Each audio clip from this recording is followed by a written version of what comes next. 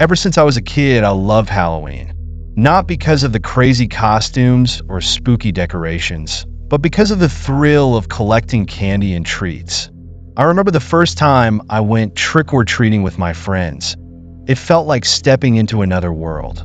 But this year, Halloween became an experience I'll never forget. As I pulled out my pirate costume from the closet, I glanced at the clock. My parents were out tonight. They had gone to a party, leaving me alone. Since no one stayed home for Halloween anyway, I thought this would be the perfect chance to enjoy the night with my friends. I put on the costume, placed the hat on my head, and slipped into my plastic boots. For a moment, I looked at myself in the mirror and smiled. This is going to be the best Halloween ever. I headed out of the house and met up with my friends as we roamed the neighborhood. The houses were lit up with jack-o'-lanterns, and eerie candles flickered in the dark. The smell of freshly baked candy and cakes filled the air. We were out for hours, and our bags were so full of candy that they were nearly tearing apart. But soon, it was time to head home. My friend Ethan joked, "You're gonna have to eat all those candies by yourself tonight. Don't get too scared." I grinned and replied, "I'm not afraid of anything like that." I started walking home, through the now quiet and dark streets. As I walked, I began to feel a strange sensation, like someone was watching me. But I shrugged it off, refusing to let my mind play tricks on me. Finally, I reached home and hurried inside. Everything seemed normal. The house was still and quiet. I went to my room and dumped the candy on my bed. As usual, I excitedly started sorting the chocolates from the lollipops. That's when I noticed a small envelope mixed in with the treats. Maybe someone had slipped it in at the last house. I opened it. Inside was a note, scrawled in shaky, uneven handwriting. "This isn't just a prank. Be careful." I froze for a moment. It had to be a joke. Maybe one of my friends was messing with me. But there was something unsettling about that note. I couldn't shake the feeling of dread that crept up my spine. I laughed nervously and looked around my room. Nothing. The house was empty, dark, and silent. A chill ran down my back. I thought about calling Ethan or someone else to see if they knew about this prank. But before I could, I heard a faint tapping sound coming from the window. My breath hitched. Slowly, I walked to the window and cautiously pulled the curtain aside. There he was, a clown. His face was white and painted with an eerie grin, but his eyes, there was something wrong with his eyes. He just stood there, staring at me, his hands softly tapping the glass. My heart pounded. My body froze. I quickly dropped the curtain and backed away. I had to calm myself down. Maybe it was just a neighbor in a Halloween costume. Maybe it was just another joke. But why couldn't I stop feeling this overwhelming sense of fear? I decided to call the police. I grabbed my phone and dialed the number. But just as I was about to say something, the doorbell rang, startling me. The ringing was relentless, as if someone was holding the button down, refusing to let go.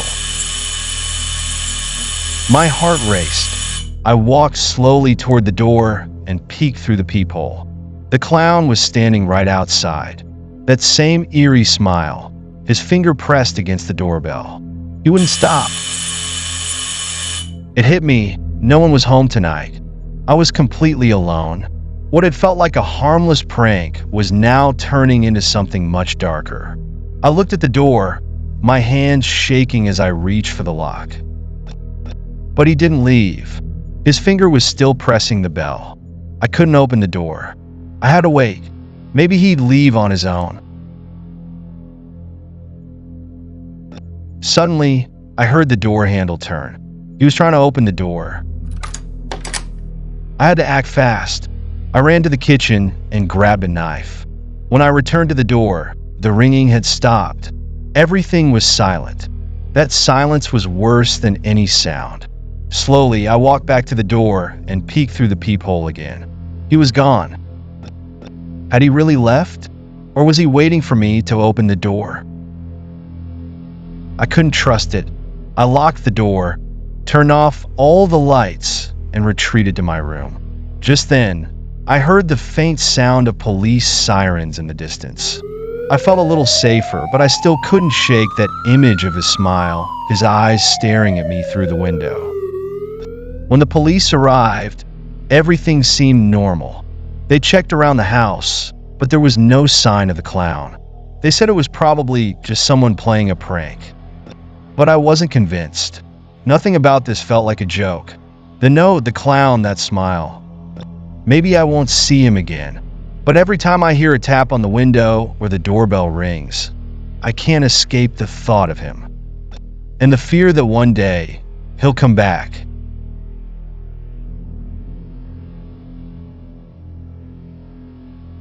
It all started with a simple invitation.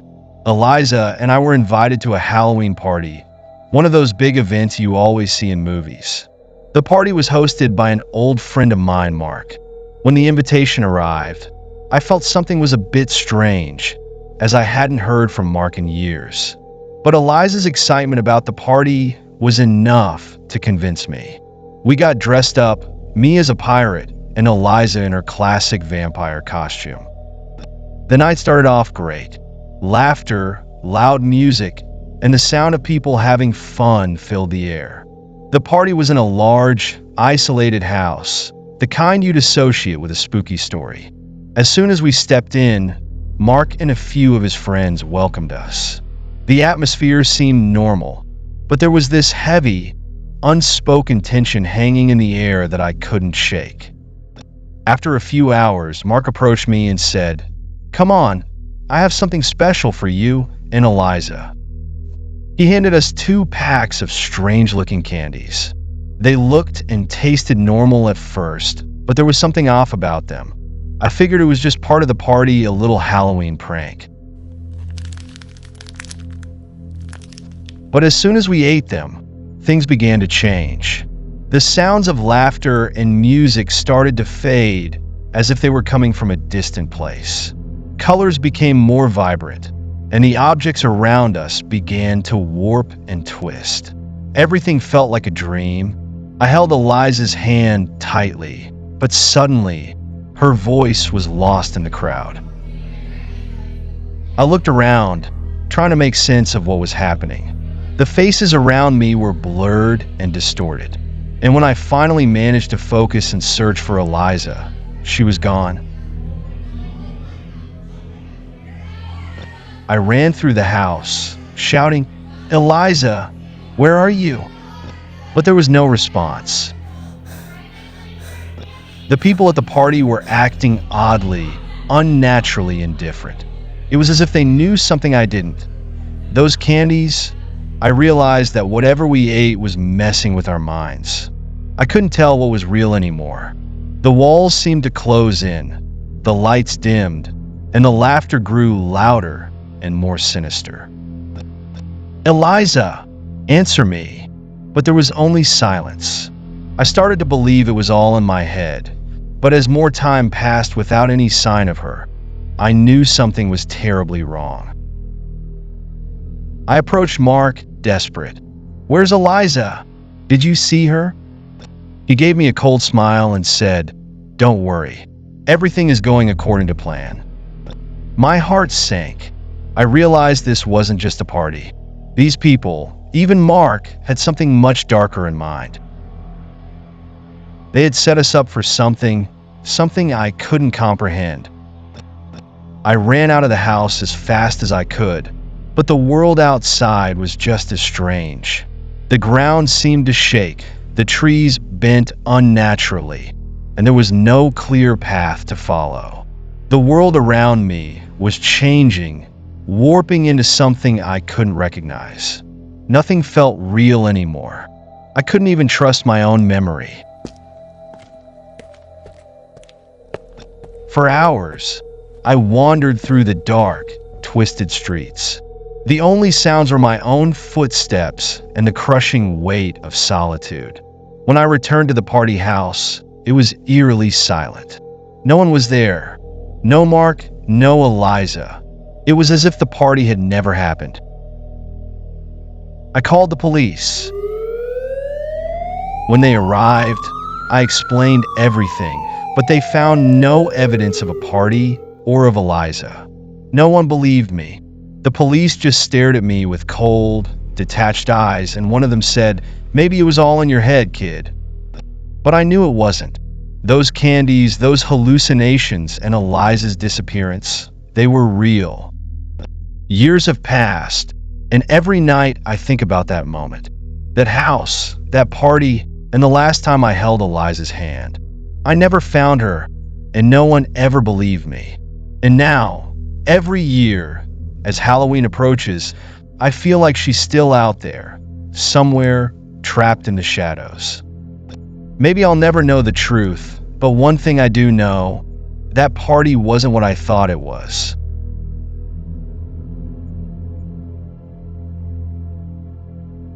Halloween had always been a thrilling time for me, collecting candies, seeing all the crazy costumes, and feeling the crisp autumn air. That night, like every other Halloween, I went out with some friends to knock on doors and fill our bags with sweets. I was dressed as a pirate, while my friends were various monsters. Everything was going great. Brightly lit houses, welcoming people, and an abundance of colorful candy. As the night drew to a close, I decided to take a shortcut home, parting ways with my friends. The streets were empty now, eerily quiet. As I passed through a quieter neighborhood, I came across an old house. The lights were dim, and there was an unsettling silence around it. I told myself it was time to head home, but something about the house piqued my curiosity. Maybe I just wanted one last piece of candy before calling it a night. I rang the doorbell and waited. After a few moments, the door creaked open, revealing an elderly couple, an old man with white hair and a woman in an old-fashioned dress with a floral hat. Both of them had warm, friendly smiles. The woman said, "Oh, sweetheart, what a wonderful costume you have. Why don't you come inside? We have candy, and our grandson loves to play with visitors." I peeked inside. The house was dimly lit, but there was something about the way they looked at me that made me step inside. Maybe it was just the exhaustion of the night that clouded my judgment. I hesitated but entered, and they closed the door behind me. The house was cold, very cold. The walls were lined with old paintings, and the creaking of the wooden floor beneath my feet added an eerie tension to the air. The woman headed toward the kitchen to get the candy, while the man smiled at me and said, "Our grandson will be down soon. You're lucky to meet him." Something about his words sent a chill down my spine. As I glanced around, I noticed a door slightly ajar near the hallway, with a faint light coming from inside. I felt drawn to it, though my instincts told me to turn back. When I stepped into the room, I froze. There were no toys, no sign of a child. Instead, the walls were covered with rusty tools and strange objects that looked more like torture devices. Behind me, I heard the soft footsteps of the old couple approaching. Their voices had lost their warmth, now cold and menacing. "Come on, our grandson wants to play with you." I realized in that moment that I needed to get out and fast. I bolted toward the front door, their footsteps quickening behind me. My hand reached for the doorknob, and I yanked it open. I sprinted out of the house, my heart racing, and ran down the street as fast as I could. I didn't stop running until I reached a busier part of town. Grabbing my phone, I immediately called the police. When the officers arrived, I led them back to the house. But what we found was unbelievable. The house was empty. No old man, no old woman, no strange tools. Everything was gone as if none of it had ever happened. A neighbor, who had come outside after seeing the police, approached us with a puzzled look and asked, "What are you looking for? That house has been abandoned for years." No one's lived there for a long time.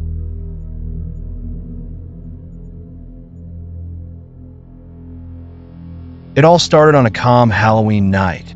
Like every year, I decided to go out with my friends, collecting candies from door to door. We dressed in weird costumes, laughing as we wandered through the dark streets, knocking on doors and filling our bags with sweets. The air was cold, but the excitement in the atmosphere kept us warm. After a few hours of wandering, my friends and I split up. They went home, but I decided to take a detour. There were some darker streets with older houses that hadn't seen much action that night. I came across a street I had never been on before, lined with old, rundown houses. One of them caught my attention, a faint light flickering inside, as if someone was still awake. Maybe they had some leftover candy. I approached the door and rang the bell. A few moments later, I heard heavy footsteps approaching from inside. An old man opened the door, his eyes vacant and his face barely forming a smile. "Come in, kid. We're having a Halloween party." I don't know why, but something in his voice drew me inside. Maybe it was just my curiosity or plain foolishness. I stepped in slowly, and he closed the door behind me. Inside, the house was dark and cold. A musty smell filled the air, the kind that only old, forgotten houses have. The man pointed towards the living room with a bony finger. "Everyone's in there." I stepped into the room and saw a few other people sitting around, spread out and distant from one another. The faint glow of candles cast shadows across their faces. None of them said a word. They just stared at me. The old man disappeared into the kitchen and returned with a tray of candies. Smiling, he said, "Here, have some. They're delicious." Hesitantly, I took one and put it in my mouth. But the taste was strange, bitter, almost metallic. The moment I swallowed it, I felt a heavy dizziness wash over me. My head started spinning, and the world around me blurred. Images flickered in and out of my vision. When I finally came to, I realized I was alone. The room was empty. The others were gone. The lights were off, and only the sound of wind blowing through cracked windows remained. Panicked, I rushed towards the door, but it was locked.